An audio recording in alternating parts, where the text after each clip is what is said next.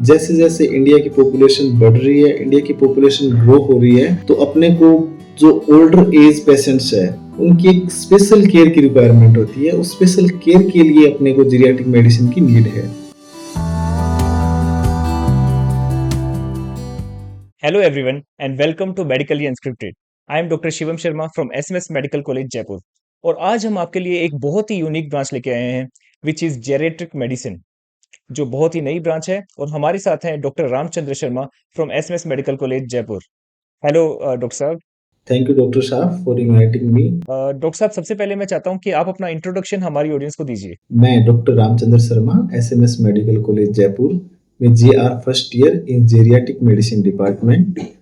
और geriatric medicine का department अपने एसएमएस मेडिकल कॉलेज में इसी साल स्टार्ट हुआ है। इससे पहले अपने राजस्थान जोधपुर में ये ऑलरेडी डिपार्टमेंट स्टार्टेड है। सबसे पहले मैं ये जानना चाहूँगा कि व्हाट इज़ जेरेट्रिक मेडिसिन? जेरेट्रिक मेडिसिन क्या है और इसकी ज़रूरत अभी क्यों है देश को? ओके डॉक्टर साहब, geriatric medicine basically elderly patients है उनकी होलिस्टिक केयर के लिए है। जीरियाट्रिक मेडिसिन में अपने अबव 60 ईयर जो भी इंटरनल मेडिसिन के पेशेंट्स है वो भी हैंडल करते हैं। इसके साथ साथ में पेशेंट्स का साइको एनालिसिस करना, सोशली जो पेशेंट जो फील करता है, जैसे जैसे एज बढ़ती जाती है सोशली पेशेंट थोड़ा बॉयकॉट होता रहता है, वो भी अपने को इसमें डील करना होता है कि पेशेंट का एजिंग, हेल्दी एजिंग कैसे हो। और दूसरा ये है कि ये डिपार्टमेंट अपने इंडिया में तो नया है और बाकी जो वेस्ट कंट्रीज है उनमें ये डिपार्टमेंट काफ़ी पहले से स्टार्टेड है। और इंडिया की पॉपुलेशन भी जैसे जैसे ग्रो हो रही है तो अपने को जीरियाटिक सेंटर की आने वाले टाइम में बहुत ज़्यादा नीड पड़ने वाली है। गवर्नमेंट ने भी जीरियाटिक मेडिसिन के लिए पॉलिसी बनाना स्टार्ट कर दिया है। जीरियाटिक पॉपुलेशन को कवर करने के लिए गवर्नमेंट की भी पॉलिसियाँ स्टार्ट है। थैंक यू डॉक्टर साहब। अब मैं आपसे जानना चाहता हूँ कि जेरेट्रिक मेडिसिन जो ब्रांच है वो दूसरी स्पेशलिटीज से कैसे डिफरेंट है और इसकी जरूरत क्या पड़ी शुरू करने की इसको? जीरियाटिक मेडिसिन शुरू करने की जरूरत इसलिए पड़ रही है डॉक्टर साहब कि जैसे जैसे इंडिया की पॉपुलेशन बढ़ रही है, इंडिया की पॉपुलेशन ग्रो हो रही है, तो अपने को जो ओल्डर एज पेशेंट्स है उनकी एक स्पेशल केयर की रिक्वायरमेंट होती है। उस स्पेशल केयर के लिए अपने को जीरियाटिक मेडिसिन की नीड है। और अपना इंडिया में ऐसे मान के चलिए आप 2050 तक इंडिया की 30% पॉपुलेशन एल्डरली पेशेंट अबो 60 ईयर के क्राइटेरिया में आने लग जाएगी। बिल्कुल। तो उस टाइम तक अपने को जी जो 60 ईयर अबव पेशेंट्स है उनकी हेल्दी एजिंग्स, इंडिपेंडेंटली फंक्शंस, उस सब पे अपने को ध्यान देना पड़ेगा। और दूसरा ये है कि जीरियाट्रिक मेडिसिन का एक कंसेप्ट ये है कि अबव 60 ईयर पेशेंट्स की क्या मल्टीपल डिजीज हो जाती है और वो अलग अलग डॉक्टर के पास ना जाके, या ऐसे मान के चलिए मल्टीपल डिजीज हो जाती है, पेशेंट्स मल्टीपल डिजीज से अफेक्ट होता है, तो पेशेंट्स का बर्डन कम करने के लिए एक ऐसा डिपार्टमेंट बना दिया जाता है जिसमें आप उनको होलिस्टिकली केयर कर सके उन पेशेंट्स की। और जो पेशेंट्स है उनकी एजिंग रिलेटेड चेंज है, उनकी फिजियोलॉजी को ध्यान में रखते हुए अपने उस पेशेंट्स को पूरा प्रॉपर काउंसलिंग करना, उनकी साइकोलॉजिकली काउंसलिंग करना, उस जी उस सब को डील करने के लिए ये डिपार्टमेंट अलग से बनाया गया है। जी। मतलब एक मोर देन 60 इयर्स में एक होलसम मेडिसिन जिसमें आप हर चीज का इलाज कर रहे हैं, काउंसलिंग से लेकर और ट्रीटमेंट तक और रिहेबिलिटेशन तक। जी जी जी जी जी जी जी, इवन पैलिएटिव केयर तक भी इस ब्रांच में कवर होगा आने वाले वक्त में। जी डॉक्टर साहब, अब मैं आपसे ये पूछना चाहता हूँ कि जो आपका पीजी रेजिडेंसी प्रोग्राम है जेनेटिक मेडिसिन का, उसमें क्या-क्या आप लोग करते हैं और इसमें पेशेंट केयर में क्या रोल है जेनेटिक मेडिसिन का? ओके डॉक्टर साहब, अपने जैसे मेडिकल स्टूडेंट होता है तो उसको जीरियाटिक मेडिसिन का इतना आइडिया नहीं होता है, क्योंकि ये अपने रूटीन में नहीं पता लग पाता है।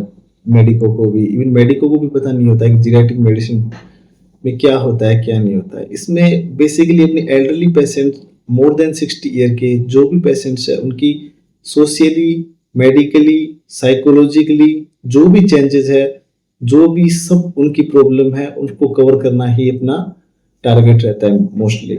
जी और इसमें जैसे अपने इंटरनल मेडिसिन के तरह ही पेशेंट होते हैं, मोस्टली वैसे ही पेशेंट होते हैं अबो 60 ईयर के, मान लो आप उसमें, बस एक एज क्राइटेरिया अलग है इसका। ठीक है। तो डॉक्टर साहब, अब मैं आपसे जो दूसरा सवाल पूछना चाहता हूँ वो ये है कि इसका फ्यूचर क्या है ब्रांच का?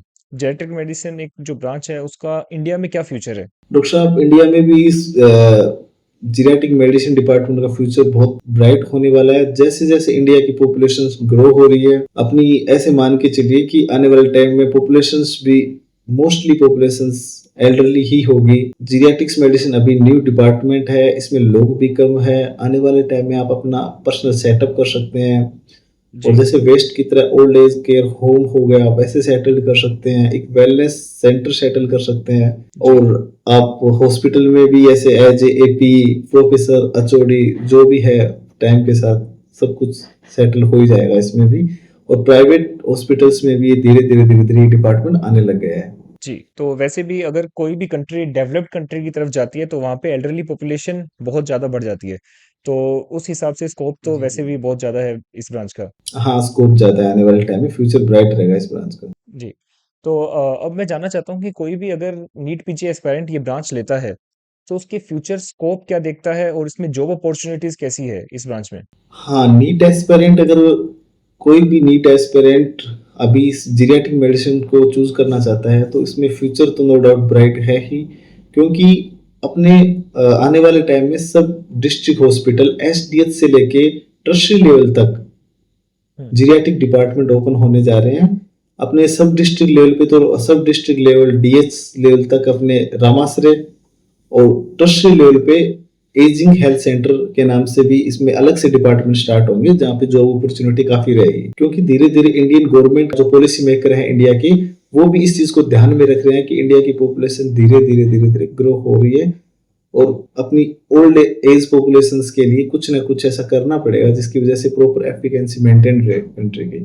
डॉक्टर साहब अब मैं आपसे ये पूछना चाहता हूँ कि इस ब्रांच में वर्क लाइफ बैलेंस कैसा है? क्योंकि कोई भी अगर नीट पीजी एस्पायरेंट या कोई भी बच्चा अगर ये ब्रांच लेने की सोचता है, तो सबसे पहले किसी भी ब्रांच में वो सोचता है कि वर्क लाइफ बैलेंस कैसा है ब्रांच में? तो उसके बारे में थोड़ा बताइए। Work life balance genetic medicine में अच्छा है। इस ब्रांच में मोस्टली क्या है, अपने ओपीडी और वार्ड्स की डीलिंग पे ही बेसिकली अपने ध्यान दिया जाता है। और क्रोनिक पेशेंट्स होते हैं जो ओपीडी में डील हो सकते हैं आपके, और उनकी साइकेट्रिक काउंसलिंग और ये सब अपने को देखनी होती है। तो इस हिसाब से अपने देखें तो वर्क लाइफ बैलेंस इस ब्रांच में अच्छा है। थैंक यू डॉक्टर साहब। अब मैं आपसे पूछना चाहूँगा कि इस ब्रांच में अगर कोई पीजी करता है तो पीजी करने के बाद उसका सैलरी कितनी है? या उसको कहीं प्राइवेट में जॉब मिलती है तो उसको सैलरी कितनी मिलेगी? और उसका स्टाइपेंड या सैलरी कितनी होगी आफ्टर एमडी जेनेटिक मेडिसिन? जी डॉक्टर साहब, जैसे अपने कोई पीजी एस्पायरेंट है, ड्यूरिंग रेजिडेंसी जो बाकी डिपार्टमेंट में या जो बाकी ब्रांचेज में उनको स्टाइपेंड दिया जाता है, वो तो उनका सेम ही रहेगा। और पोस्ट पीजी अभी भी नए नए डिपार्टमेंट स्टार्ट है, नया सब कुछ स्टार्ट है, तो इसमें नो डाउट की सैलरी अच्छी रहने वाली है। और ये एक मेडिकल ब्रांच है, तो आप अपना सेटअप भी कर सकते हो खुद का wellness centre, old age home care, और या फिर अपने इसमें टीचिंग लाइन में जैसे प्रोफेसर एपी एचओडी तक कहीं भी। नो डाउट जी। आने वाले टाइम में पैसा भी जीनेटिक मेडिसिन में अच्छा ही रहेगा। जी। Thank you doctor Ramchandra. आपने जो भी बताया अभी वो किसी भी नीट पीजी एस्पायरेंट के लिए बहुत ही यूज़फुल इन्फॉर्मेशन है और इससे काफ़ी लोगों को, काफ़ी बच्चों को मदद मिलेगी। थैंक यू सो मच हमारे चैनल में आने के लिए। थैंक यू डॉक्टर साहब, थैंक यू। तो ये थी हमारी सीरीज़ माय ड्रीम ब्रांच और इसी तरह की सीरीज़ को आपको दूसरी ब्रांचेस के बारे में भी एक जानकारी लेनी है, तो सब्सक्राइब करें medically unscripted. Thank you so much.